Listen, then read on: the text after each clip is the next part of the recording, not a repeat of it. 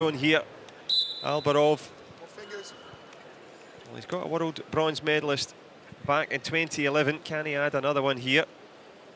IBRAGIMOV. Contrast in terms of body types.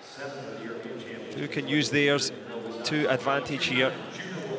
Lever length not always an advantage. Can you turn the tables here? IBRAGIMOV will be trying to do that. ALBOROV happy to work at the long distance here. And IBRAGIMOV was the Asian bronze medalist in 2015. ALBOROV was 7th in Europe this year.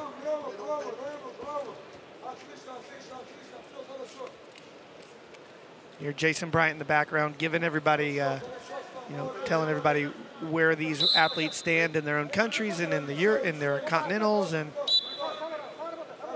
yep, and he'll also have a chance to give them a little heads up as to, as you say, the last final will decide who's the top team for 2017. So plenty of intrigue here, but who's going to be the top man in this one? First bronze, not too much action. Only the referee has been busy having a look at both of them.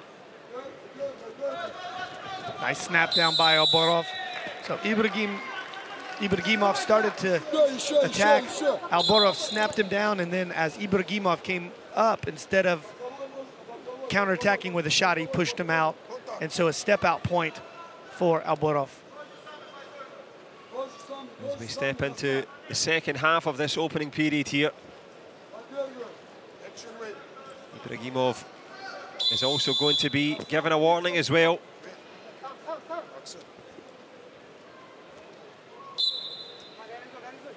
So good times for ALBOROV, the taller of the two. Can he sustain this? He needs to defend resolutely for the next 20 seconds. Get himself a couple of points on the board.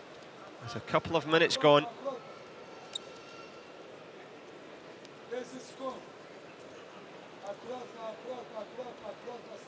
Well, IBRAGIMOV can't find anything at all, no momentum. Just a slap in the head and another point on the board. The big man from Baku, 2 points up. Just like the ding, they said, the ding-dong, the bell rang. Another point on the board for ALBOROV. It's not been a ding-dong battle, though, by any means. IBRAGIMOV has gone a bit quiet, but ALBOROV likewise. First passivity call against ALBOROV. A lot of pushing and pulling, not a lot of level changes by these two mammoth men. Yep, into the last 10 seconds. Gets a single leg this time. Can he stand? Sacrifices his back, though. Trying to get one knee down, and the 2 points on the board.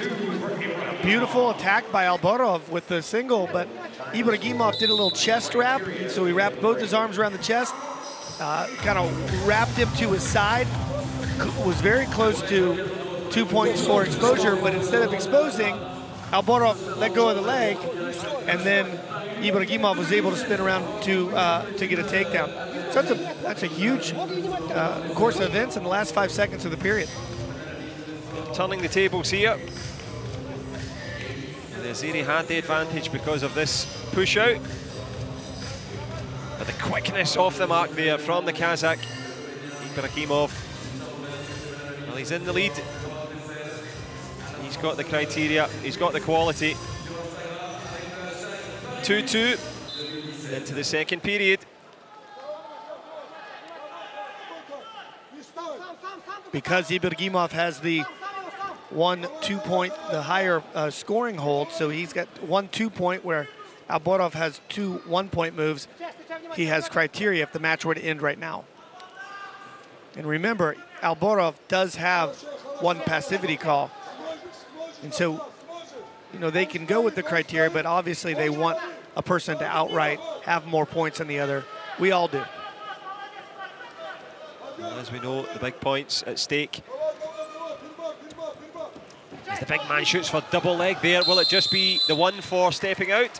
or two for taking him down. Just the one, I think. One for step out. Ibragimov never went down to the mat. Always stayed with his chest on top of ALBOROV, but he was on his feet. So since he was on his feet and then stepped out, that's a point for ALBOROV, 3-2.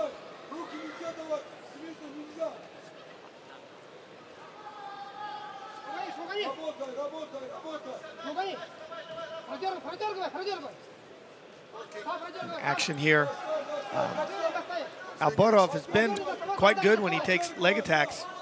Maybe conserving energy, maybe waiting for the last minute to happen, or maybe he's just resting on the 1-point lead. Very deceiving. Doesn't look as if he's got that quickness or speed, but then when he explodes into it, well, that's why he's very much in this contest. He does have a passivity call. Ibragimov has not done any offensive maneuvers. He did the one chest wrap and then he chased the corner on the go behind. So ALBOROV staying in the middle. Nice snap down by Ibragimov. Good defense there, sneaks out of it. And those shots like that are going to keep him off the passivity clock.